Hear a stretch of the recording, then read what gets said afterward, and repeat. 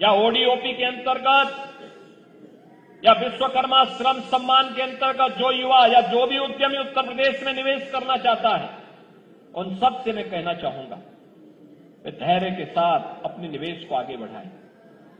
सरकार का single window system उनकी मदद करेगा, निवेश सारथी उनकी मदद करेगा।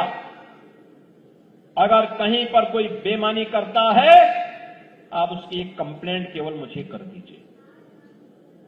भ्रष्टाचार जो घुन की तरह व्यवस्था को खोखला कर रहा है, इस पर बड़े प्रहार की तैयारी के साथ सरकार कार्य करने जा रही है।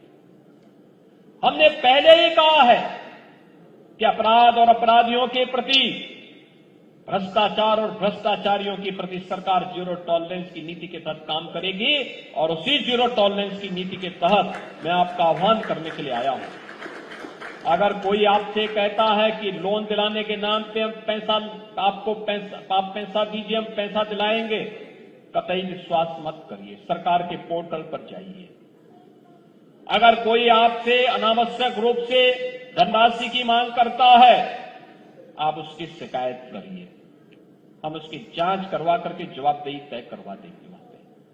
और याद रखना, जो गलत तरीके से आपसे पैसे की डिमांड करेगा, याद रखना, मुझे लगता है कि वह व्यक्ति अंतिम उस परिवार की सर्विस होगी, उसके बाद फिर कभी कोई सरकारी सेवा में आने वाला नहीं है। फिर उसके बाद कभी उसको अवसर नहीं मिलने वाला है। इतनी बड़ी कार्रवाई कर देंगे कि वह एक नजीर बन जाएगी। और बहनों और भाइयों, एक घुन को समाप्त करने की आवश्यकता है, सख्ती के साथ इससे लड़ने की आवश्यकता है। और ये तभी हो सकता है जब समाज सरकार के साथ खड़े होकर के इससे लड़ने के जज्बे के साथ तैयार हो सके।